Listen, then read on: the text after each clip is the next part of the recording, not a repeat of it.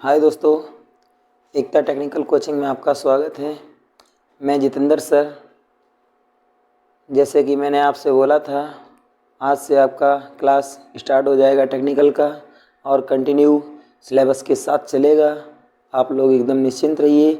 जो किसी भी परीक्षा में, टेक्निकल की परीक्षा में आप बैठेंगे तो आपकी सफलता तो एकदम निश्चित है, निकल जाएगा ज़रूर। लेकिन जब हमारे साथ मेहनत करेंगे तो दोस्तों आप लोगों को हमारे साथ मेहनत करनी है। जितना मैं सिलेबस आपको बताऊंगा, जो टॉपिक मैं बताऊंगा, उस टॉपिक को कंटिन्यू अपने कॉपी पर रेगुलर लिखते रहिए। इसके साथ साथ में न्यूमेरिकल जो टॉपिक बताऊंगा उसको न्यूमेरिकल भी तुरंत की तुरंत बताऊंगा। और मैं न्यूमेरिकल कोशिश करूंगा आपको कि कोई भी न्यूमेरिकल कम से कम समय में सॉल्व हो जाए। फार्मूले के आधार पर और बगैर फार्मूले के कुछ क्वेश्चन ऐसे होते हैं जिनमें फार्मूला का यूज़ नहीं किया जाता है, ठीक है। तो उनको भी मैं बताने की कोशिश करूंगा कि बगैर फार्मूले के क्वेश्चन कैसे जल्दी से जल्दी और कम समय में सॉल्व हो जाते हैं। जैसे कि मैंने टॉपिक में डाला था कि आज का पहला टॉपिक जो है ओम का नियम और प्रतिरोधों से संबंधित रहेगा। इसके आगे जब अगला टॉपिक रहेगा तो प्रतिरोध जो त्रिभुजाकार आकृति में जोड़े जाते हैं उनसे संबंधित जो है हमारा नेक्स्ट टॉपिक रहेगा। तो दोस्तों एक ही ये सीरीज चलेगी, तो इस सीरीज के ही आधार पर हम आपको कंटिन्यू बताते चले जाएंगे। और आपने कोई भी अगर बीच में सीरीज तोड़ी तो आपको समझ में नहीं आएगा। इसलिए हमारे साथ आप लोग बने रहिए और मैं आपको अच्छे से तरीके से आपको प्रत्येक क्वेश्चन और प्रत्येक टॉपिक समझाने की कोशिश करूंगा। हम जानते हैं कि हमारा बताया हुआ जितना परीक्षा में आता है तो आप लोग खुद अपने आप भी देख सकते हैं। ठीक है दोस्तों, स्टार्ट करते हैं। जैसे कि मैंने यहाँ पर लिखा हुआ है ओम का नियम। तो ओम का नियम क्या है दोस्तों? आप लोग परीक्षा में तो जाते हैं, ठीक है। जब परीक्षा में जाते हैं, हो सकता है परीक्षा हाल के बाहर जो होता है पेन बैग सब कुछ जमा करवा लिया जाता है। उसके बावजूद भी जब परीक्षा में जाते हैं तो वहाँ ये पेन आपको ज़रूर मिलेगा। जब पेन मिलेगा तो बस जान लीजिए पेन बराबर ओम का नियम। तो पेन बराबर ओम का नियम, इसका क्या मतलब है मैं बताता हूँ कि जो ये पेन है, इस पेन को पकड़ो कुछ इस तरीके से। जब आप पकड़ोगे इस तरीके से, ऐसे पकड़ोगे तो आपको यहाँ पर ये वी बनता हुआ नजर आएगा। इसका मतलब हो गया कि ये हो गया धारावाही चालक, क्योंकि इसमें जो इंक बहती है वो हो गई धारा, ठीक है। तो ये हो गया धारावाही चालक और ये बन गया आपका वी बनता हुआ नजर आ रहा है। तो इसका मतलब हुआ कि ये चालक जो है, इसके सिरों पर लगने वाला जो विभवांतर है वो इसमें बहने वाली धारा के सीधे समानुपाती या अनुक्रमानुपाती होता है। तो दोस्तों एक बार फिर से हमारे साथ आप लोग भी कहिए कि कोई भी पेन जो रहेगा उस पेन को हम चालक मानते हैं, चालक होता ही है। इसमें बहने वाली जो धारा होती है ये इसके सिरों पर इस हिसाब से पकड़ेंगे तो यहाँ से देखेंगे ये वी बनता हुआ नजर आ रहा है। तो इसके सिरों पर, चालक के सिरों पर लगने वाला विभवांतर इस चालक में बहने वाली धारा के सीधे समानुपाती होता है। बस दोस्तों इतना ही तो ओम का नियम है और आप लोग बड़े आराम से याद भी कर लेंगे। तो अब देखते हैं कि इधर इसको डिफाइन कैसे किया जा सकता है। जैसे कि मैंने लिखा है यहाँ ओम का नियम, किसी धारावाही चालक के सिरों पर लगने वाला विभवांतर चालक में बहने वाली धारा के सीधे समानुपाती होता है।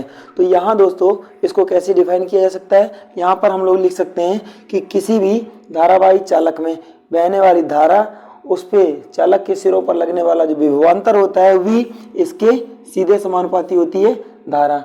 अब जब ये समानुपात का निशान यहाँ पर हटेगा, कांस्टेंट का निशान हटेगा, तो हम यहाँ पर क्या करेंगे, v इक्वल टू एक यहाँ कांस्टेंट लाएंगे जो होता है यहाँ ओम के नियम में r, ठीक है। और इसमें i के साथ इसको लिखेंगे। अब इसके बाद देखते हैं कि इसको कैसे और लिखा जा सकता है। तो इसको लिख सकते हैं हम लोग क्या, ये i को हम इस साइड में लाएंगे, इस साइड में ये i जो है ये मल्टीप्लाई में है। जब हम इसको विपरीत साइड में लेकर के आएंगे तो गुणा वाली संख्या हमेशा जाती है भाग में। तो यहाँ हम लोग लिख सकते हैं v upon i equal to r। इसको क्या लिखा जाता है, कांस्टेंट। तो दोस्तों इसको स्थिरांक लिखते हैं, ठीक है, स्थिरांक। अब कहा जाता है ओम के नियम के अनुसार स्थिरांक क्या है। तो लोग बाग जैसे मान लीजिए अगर दे दिया उसने ओम के नियम के अनुसार स्थिरांक क्या है, पहला ऑप्शन में दे दिया r, दूसरा ऑप्शन में दे दिया v अपान r, ठीक है, तीसरा ऑप्शन में दे दिया उसने क्या, v अपान i, और चौथा ऑप्शन में दे दिया पहला, ठीक है, पहला और तीसरा, सही है ना। तो आपका आप क्या मारेंगे, जल्दी से जल्दी लोग गलती की वजह से, जल्दी की वजह से क्या करते हैं कि प्रतिरोध मार देते हैं, क्योंकि वहाँ प्रतिरोध के पास में कांस्टेंट लिखा है, रेजिस्टेंस के पास में, आर के पास में कांस्टेंट लिखा है, तो यहाँ पर आर को सही मार देते हैं, लेकिन ये गलत है, क्योंकि आर ही नहीं, आर के इक्वल में हमारा वी अपान आई, ये भी तो कांस्टेंट है। ठीक है, तो हुआ क्या, ये भी कांस्टेंट हुआ और ये भी कांस्टेंट हुआ। जब ये दोनों कांस्टेंट हुए तो आपका सही जवाब कौन सा जाएगा, ये चौथा ऑप्शन आपका सही होगा। कब, जब पूछा जाए कि ओम के नियम के अनुसार स्थिरांक क्या है, तो यहाँ पर स्थिरांक ये वी अपान आई और आर दोनों के दोनों स्थिरांक होते हैं। ठीक है दोस्तों,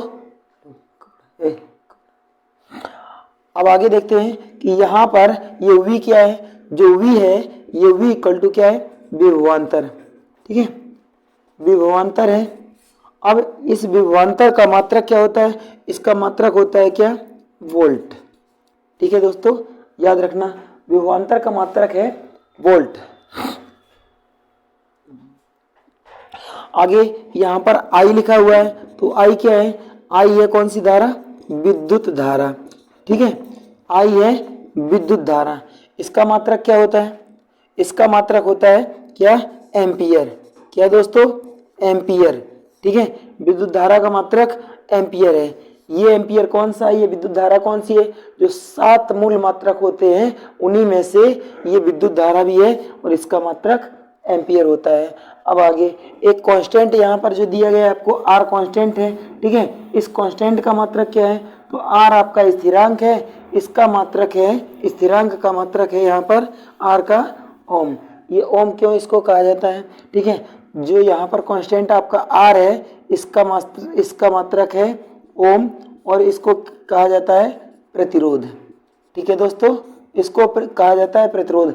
किसी भी चालक में धारा या इलेक्ट्रॉन को रोकने वाली एक कंडीशन या रोकने वाली एक युक्ति कह सकते हैं, हम उसको रेजिस्टेंस कहते हैं। तो दोस्तों ये जो प्रतिरोध है ये क्या करता है, किसी भी चालक में या धारावाही चालक में इलेक्ट्रॉनों को रोकता है, अर्थात धारा को रोकता है, तो धारा को कम जाने देता है अर्थात रोकता है, तो इसको हम प्रतिरोध कहेंगे। प्रतिरोध का मात्रक है ओम। ये ओम, जीएस ओम, सर जॉर्ज साइमन ओम।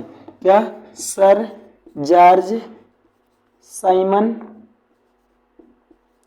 ओम, इनके सम्मान में इसको ये प्रतिरोध का मात्रक ओम कहा जाता है। लेकिन इसको जो ये प्रतिरोध का मात्रक ओम है, ये दोस्तों याद रखना ये कैसा मात्रक है, एसआई यूनिट है ये।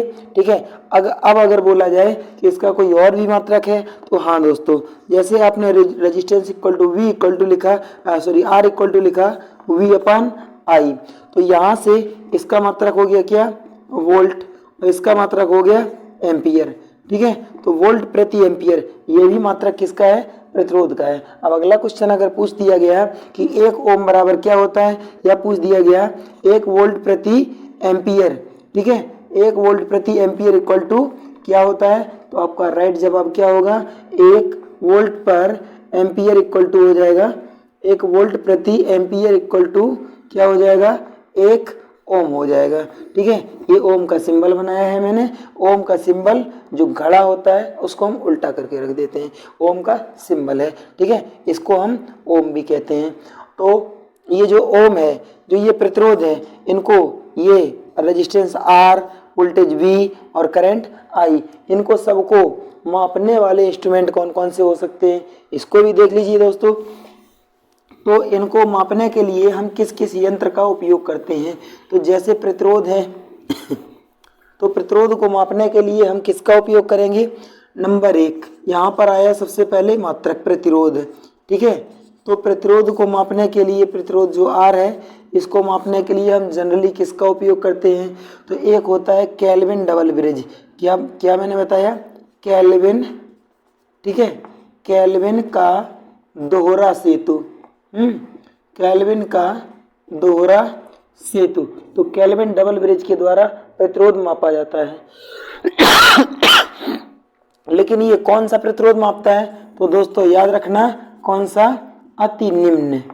ठीक है, अति निम्न प्रतिरोध जो है इस यंत्र के द्वारा मापा जाता है। अति निम्न प्रतिरोध रहेगा, ये किसके द्वारा हम मापते हैं?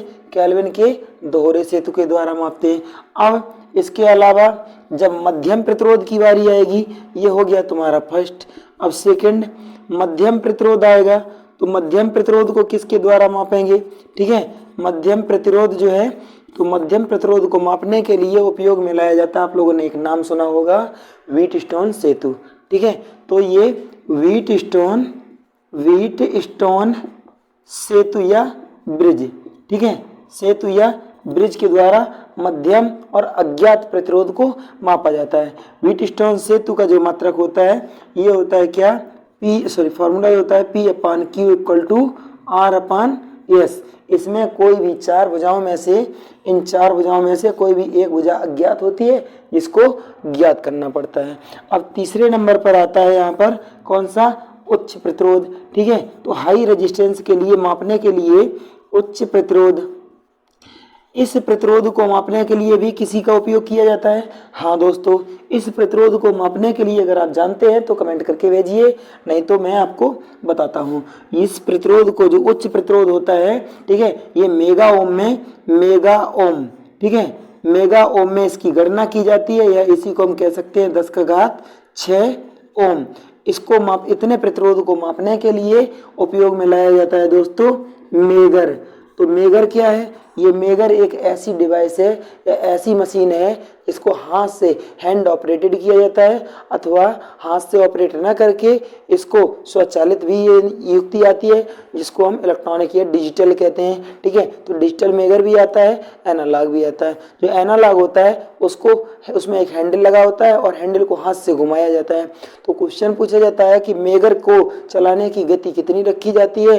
तो दोस्तों याद रखना, तो मेगर का जो आरपीएम होता है ना, ये कितना होता है? 160 आरपीएम होता है। एसएससी की परीक्षा में इसको कई बार पूछा गया है, इस बार यूपीपीसीएल के पेपर में भी आ सकता है।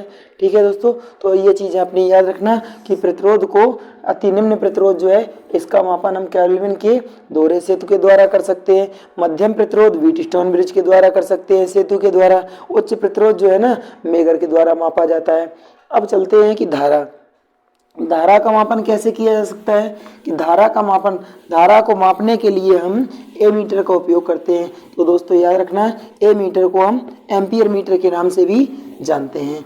जो धारा होती है, ठीक है, धारा कौन सी? विद्युत धारा। ठीक है, विद्युत धारा को मापने के लिए हम कौन सा? एम्पियर मीटर, इसका उपयोग करते हैं। एम्पियर मीटर को और क्या कह सकते हैं? एम मीटर कहा जाता है। ठीक है, एम मीटर। तो एम्पियर मीटर को एम मीटर भी कहा जाता है, इसको ए मीटर भी पढ़ते हैं। ठीक है, ए मीटर भी, इसको ए मीटर जैसे मैंने लिखा था, ठीक है, ए मीटर भी इसको पढ़ा जाता है। तो याद रखना, विद्युत धारा को मापने के लिए ए मीटर। अब इसमें अगर अति निम्न धारा है, कितनी? 10⁻⁻6 एम्पियर, इसको हम कहेंगे कितना? 1 माइक्रो एम्पियर। तो इसके लिए माइक्रोमीटर का उपयोग करेंगे। ठीक है, तो माइक्रो एमीटर का उपयोग करेंगे। अगर यहाँ पर 10⁻³ एम्पियर है, तो इसको हम लिखेंगे 1 मिली एम्पियर। इसको मापने के लिए मिली एम्पियर का उपयोग किया जाएगा, मिली एमीटर का। ठीक है, इसके बाद आती है यहाँ पर एम्पियर मीटर। ठीक है, या फिर 1 एम्पियर या इससे अधिक की धारा है, तो इसको मापने के लिए हम डायरेक्ट सीधे मीटर, कौन सा? ए मीटर का उपयोग करते हैं। तो ये अगर करंट अगर बहुत कम है, ये धारा बहुत कम है, तो माइक्रो में है, तो माइक्रो एमीटर का उपयोग करेंगे। अगर ये 10⁻³ ठीक है, मिली एम्पियर में है, तो मिली एमीटर का उपयोग करते हैं। अगर यहाँ पर आपका एम्पियर में ही दिया है, तो हम सीधे एम्पियर मीटर का उपयोग करते हैं। तो आप ये बता सकते हैं कि यहाँ पर मिली एम्पियर और माइक्रो एम्पियर को मापने के लिए किस एमीटर या किस डिवाइस का उपयोग किया जाता है? तो दोस्तों याद रखना, इनको सबको मापने के लिए जी मीटर। ठीक है, जी मीटर, ये क्या होता है? ये होता है, जी का मतलब होता है गैल्वेनो। ठीक है, गैल्वेनोमीटर। तो गैल्वेनोमीटर के द्वारा हम क्या? अति निम्न धारा को माप सकते हैं। इसके बाद आपकी बची है वोल्टेज। ठीक है, तो वोल्टता को मापने के लिए क्या करते हैं, कौन सा डिवाइस लगाते हैं, देख सकते हैं जो वोल्टेज होती है milli volt, volt, kilo volt और मेगा वोल्ट, ऐसे वोल्टेज होते हैं। ठीक है, तो वोल्टेज कौन कौन से, सबसे पहले वोल्ट, इसके बाद मिली वोल्ट, सबसे पहले मिली वोल्ट, इसके बाद वोल्ट, फिर किलो वोल्ट, इसके बाद ठीक है मेगा वोल्ट। इनको सबको जैसे कि यहाँ वोल्टेज दिया गया है तो मिली वोल्ट को मापने के लिए मिली, ठीक है, मिली वोल्ट मीटर, वोल्ट को मापने के लिए ठीक है सीधे वोल्ट मीटर, इसको मापने के लिए किलो वोल्ट मीटर, के वोल्ट मीटर, और इस ये मेगा वोल्ट को मापने के लिए इसको हम 10 का पावर 6 वोल्ट भी कह सकते हैं। इतनी वोल्टता को मापने के लिए यहाँ पर क्या मेगा वोल्ट मीटर का उपयोग करते हैं। तो इन सभी प्रकार के वोल्ट मीटरों का उपयोग हम किस पे करते हैं, मतलब वोल्टेज को मापने के लिए। साधारण तौर से कह सकते हैं कि वोल्टता को मापने के लिए हम वोल्ट मीटर का ही उपयोग करते हैं। चलिए दोस्तों नेक्स्ट टॉपिक आगे चलते हैं। यह हुआ आपका ओम का नियम। तो ओम के नियम के अनुसार जितने भी यहाँ पर फैक्टर बन रहे थे मैंने आपको प्रत्येक फैक्टर बताने की कोशिश की है। अब आगे चलते हैं कि ओम के अनुसार जो ये रेजिस्टेंस कांस्टेंट बना है इस प्रतिरोध को कितने तरीके से संयोजित किया जा सकता है। तो इस प्रतिरोध को संयोजित करने के विभिन्न तरीके या मूल तरीके कौन कौन से हो सकते हैं, इससे रिलेटेड परीक्षा में बहुत सारा क्वेश्चन उठाया जाता है और हमेशा क्वेश्चन आता रहता है। इससे पहले हम आपको बताते हैं कि ओम के नियम के अनुसार कुछ न्यूमेरिकल भी परीक्षाओं में आते रहते हैं। तो यहाँ पर एक क्वेश्चन लिखा हुआ है कि किसी परिपथ में, किसी न्यूमेरिकल क्वेश्चन है दोस्तों ये, किसी परिपथ में 27.5 ओम के दो प्रतिरोध, 27.5 ओम के दो प्रतिरोध, 27.5 ओम के दो प्रतिरोध श्रेणी में जुड़े हैं। ठीक है, ये हो गए कैसे, श्रेणी क्रम में जुड़े हैं।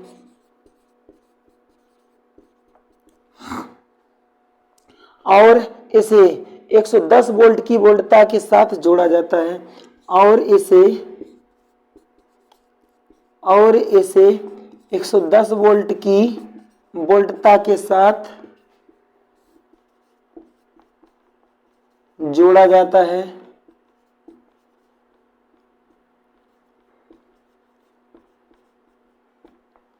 तो परिपथ में प्रवाहित विद्युत धारा, कौन सी विद्युत धारा की गणना करें। तो दोस्तों यहाँ पर देख सकते हैं कि बोला गया है कि 27.5 एम्पियर के दो प्रतिरोध श्रेणी क्रम में जुड़े हैं। जब प्रतिरोध श्रेणी क्रम में जुड़े होते हैं तो कुछ पोजीशन ऐसा होता है। ठीक है, इनको सीधे सीधे कितने 27.5 और ये 27.5 ओम, ठीक है, कि दो प्रतिरोध श्रेणी क्रम में जुड़े हुए हैं। तो इनका टोटल रेजिस्टेंस हो जाएगा, ठीक है, Req हो जाएगा। इन दोनों का क्या करेंगे, हम योग करेंगे। तो ये हो जाएगा 27.5 प्लस 27.5, 27.5 में हम 27.5 जोड़ लेंगे तो ये हो जाएगा आपका कितना 55 ओम। अब हमको निकालनी है धारा। अब चलते हैं ओम के नियमानुसार। ठीक है, ओम के नियमानुसार तो ओम ने क्या बताया था, ओम ने बताया था कि प्रतिरोध R जो होता है ये V/I होता है। ठीक है, तो हमको निकालना क्या है, करंट निकालना है। तो इसके अनुसार जब हम धारा निकालेंगे तो I = V/R हो जाएगा और यहाँ से हम लोग लिख लेंगे इसको क्या, इसकी लिख लेंगे वोल्टेज कितनी है 110 बटे हो जाएगा प्रतिरोध का मान 55। दोनों को कैंसिल कर देंगे तो दोस्तों आ जाएगी 2 एम्पियर की धारा। ये आपका है आंसर। चलिए नेक्स्ट आगे चलते हैं दोस्तों, देख सकते हैं एक बार इसको पूरा। नेक्स्ट अगला क्वेश्चन देखते हैं ओम के नियम पर।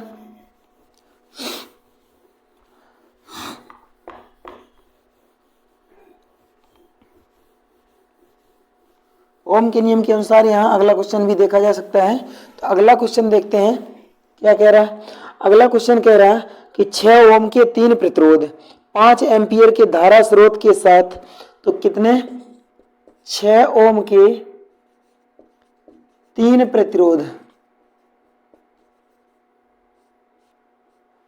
6 ओम के 3 प्रतिरोध 5 एम्पियर के धारा स्रोत के साथ, ठीक है, के 3 प्रतिरोध 5 एम्पियर के धारा स्रोत के साथ, धारा स्रोत के साथ श्रेणी क्रम में जुड़े हैं, ठीक है, श्रेणी क्रम में जुड़े हैं, श्रेणी क्रम में जुड़े हैं। परिपथ की टर्मिनल वोल्टता क्या होगी? परिपथ की टर्मिनल वोल्टता क्या होगी?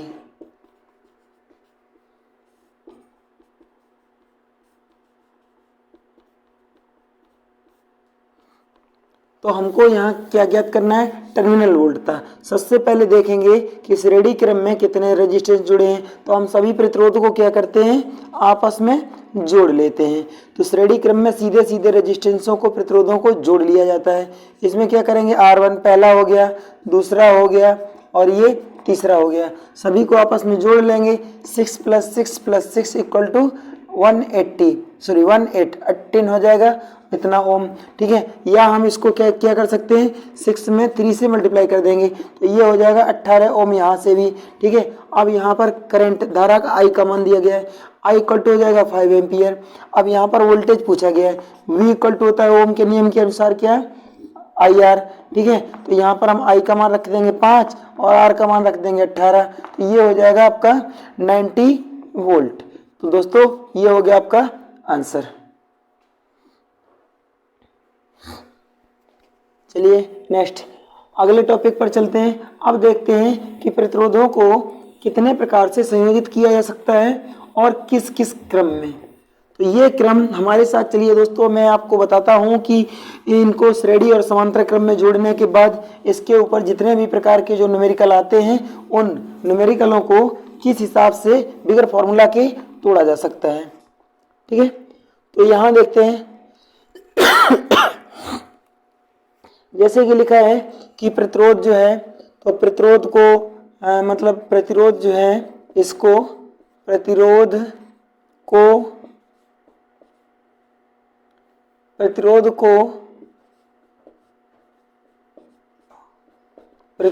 को 2 प्रकार से संयोजित किया जा सकता है, संयोजित किया जा सकता है। पहला कंडीशन श्रेणी क्रम में, श्रेणी क्रम में कौन सी कंडीशन? सीरीज सिस्टम में। और दूसरा कौन सा है? समांतर क्रम में, ठीक है, समांतर क्रम में। तो सबसे पहले देखते हैं श्रेणी क्रम। तो श्रेणी क्रम में जब बहुत सारे प्रतिरोधों को जब श्रेणी क्रम में जोड़ दिया जाए तो क्या पोजीशन होगी कि जितने भी प्रतिरोध हैं उनको कंटिन्यू, श्रेणी का मतलब ये देखिए एक रेजिस्टेंस ये हो गया, एक ये हो गया, इनको आपस में ऐसे जोड़ दिया जाए इस पोजीशन में, ऐसे ही जोड़ते चले जाए आगे, तो ये श्रेणी क्रम हो जाएगा। समांतर क्या होगा? एक के ऊपर एक इस पोजीशन में इनके दोनों टर्मिनल ये और ये आपस में जोड़ दिए जाए तो ये समांतर क्रम हो जाएगा। तो यहाँ हमको श्रेणी में जोड़ना है ये, जैसे आप लोग टॉर्च जो होती है उसमें हम सेल डालते हैं तो वो कैसी जोड़ी जाती है? श्रेणी क्रम में जुड़ी रहती हैं, ठीक है। तो यहाँ पर श्रेणी क्रम में विभिन्न प्रतिरोधों को जोड़ना है, तो जोड़िए जरा, किस हिसाब से जोड़ा जा सकता है इसकी सबसे पहले परिभाषा देखते हैं। समांतर क्रम हम आगे बताते हैं, सबसे पहले श्रेणी क्रम, ठीक है। तो जब विभिन्न प्रतिरोधों को श्रेणी क्रम में संयोजित किया जाए तो इसकी परिभाषा जो बनेगी, प्रतिरोधों को जब इस अवस्था में जोड़ा जाए कि उनमें प्रवाहित होने वाली धारा का मार्ग एक ही हो, ठीक है। प्रतिरोधों को जब इस अवस्था में जोड़ा जाए कि उनमें प्रवाहित होने वाली धारा का मार्ग एक ही हो तो इस प्रकार से संयोजित प्रतिरोध श्रेणी अवस्था में होते हैं। तो इसको हम क्या कहेंगे कि जब विभिन्न प्रतिरोधों को हम कैसे इस प्रकार से संयोजित करें कि इनमें धारा का मार्ग केवल एक ही हो। ठीक है, मैंने क्या कहा, एक बार फिर से ध्यान से सुनिए कि हम विभिन्न प्रतिरोधों को इस क्रम में जोड़ें कि उनमें प्रवाहित होने वाली धारा का मान केवल एक ही हो। धारा का मार्ग होगा वो केवल एक ही होगा। कब एक होगा कि जब इनको हम आपस में एक के बाद एक, ठीक है, कंटिन्यू जोड़ते चले जाएंगे। ठीक है, ये हो जाएगा आपका R1, ये R2, ये हो जाएगा R3, यहाँ से धारा प्रवाहित हो रही है और ये हो गया टोटल आपका वोल्टेज। अब क्या करेंगे, सभी रेजिस्टेंस का अपना अपना अलग अलग वोल्टेज होगा। ये हो जाएगा V1, V2, V3। अब यहाँ पर लिखते हैं कि जिसको तोड़ा गया हम उसी को जोड़ेंगे। ये बात केवल आप याद रखना और इसका कैलकुलेशन आपके सामने बड़ा आसान है निकालना। रजिस्टेंसों को श्रेणी क्रम में हम कैसे रखेंगे, तो जिसको तोड़ा गया उसी को जोड़ेंगे। ठीक है, तोड़ा किसको गया, वोल्टेज को। करंट को तो हम तोड़ नहीं पाएंगे क्योंकि यहाँ पर धारा का मार्ग केवल एक ही है। ठीक है, तो जिसको तोड़ा गया उसी को जोड़ेंगे। तो तोड़ा किसको गया, वोल्टेज को। तो V इक्वल टू क्या हो जाएगा, V1 plus V2 plus V3। अब ओम के नियम के अनुसार, ठीक है, ओम के नियमानुसार, ठीक है, तो ओम के नियमानुसार हमको क्या करना है, यहाँ रखना है V बराबर IR। ठीक है, अब सबके लिए हम लिखेंगे तो V1 बराबर क्या हो जाएगा, IR1। ठीक है, V2 बराबर क्या हो जाएगा, IR2 और V3 बराबर क्या हो जाएगा, IR3। इतना लिखने के बाद सबका वैल्यू उठा करके ऊपर रख देंगे। तो V बराबर मैंने क्या रखा, IR equal to IR1 plus IR2 plus IR3। इसमें से क्या किए, I को कॉमन ले लिए। I को जब कॉमन ले लिए तो यहाँ बचा आपका R1 plus R2 plus R3। ठीक है, करंट से करंट को कैंसिल कर दिए तो रेजिस्टेंस, इक्विवेलेंट रेजिस्टेंस निकला आपका R1 plus R2 plus R3 plus dot dot dot. इनको सबको आपस में हम कंटिन्यू जोड़ते चले जाते हैं। कहाँ तक, RN तक। जितने भी रेजिस्टेंस जुड़े हैं सबको हम श्रेणी क्रम में क्या करते हैं, सीधे सीधे ऐड कर लेते हैं। ठीक है, तो ये बात इतनी समझ में आई। अब आगे चलते हैं कि इसमें जो न्यूमेरिकल क्वेश्चन बनेंगे उनको कैसे तोड़ा जा सकता है। चलिए दोस्तों, आगे आपको न्यूमेरिकल क्वेश्चन बताते हैं।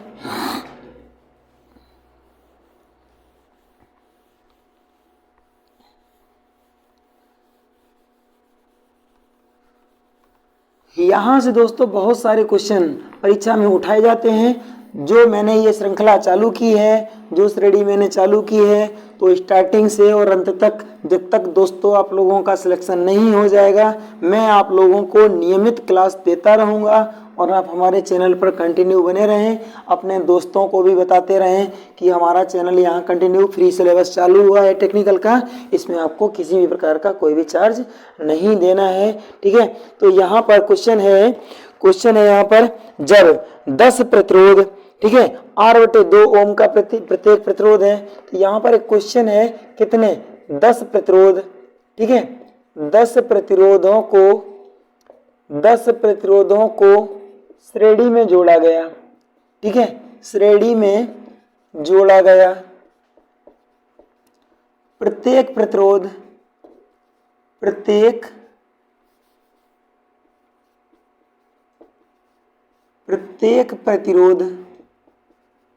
कितने ओम का है, R/2 ओम का है। परिपथ, तो इस परिपथ का तुल्य प्रतिरोध क्या होगा।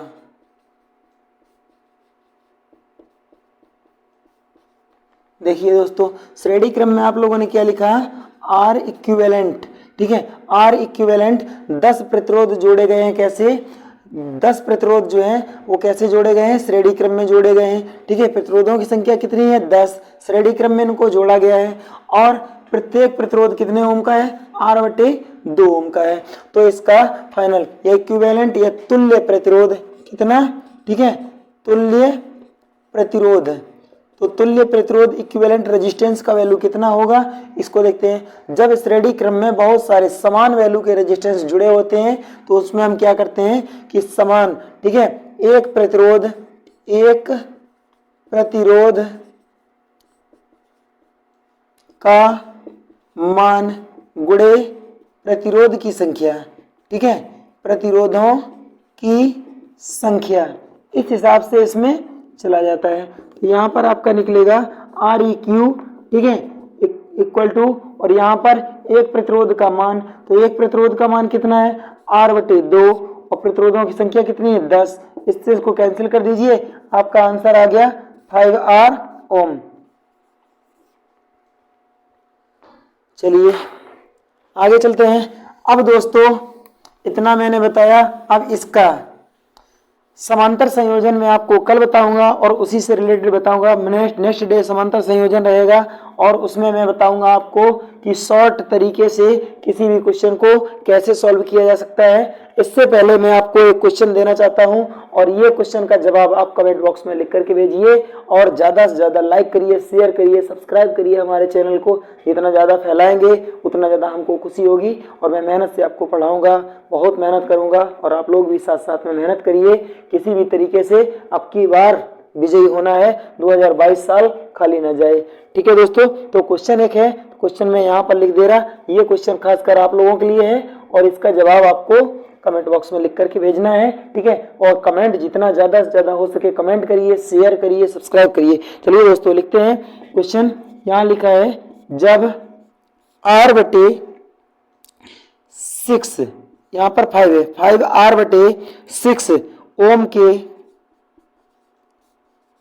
ओम के 6 प्रतिरोध श्रेणी क्रम में जोड़े गए हैं। किसमें, श्रेणी क्रम में जोड़े गए हैं,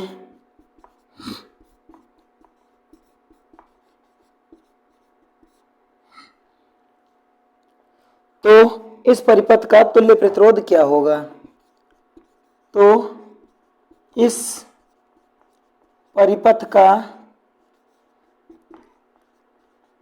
तुल्य प्रतिरोध ज्ञात करें।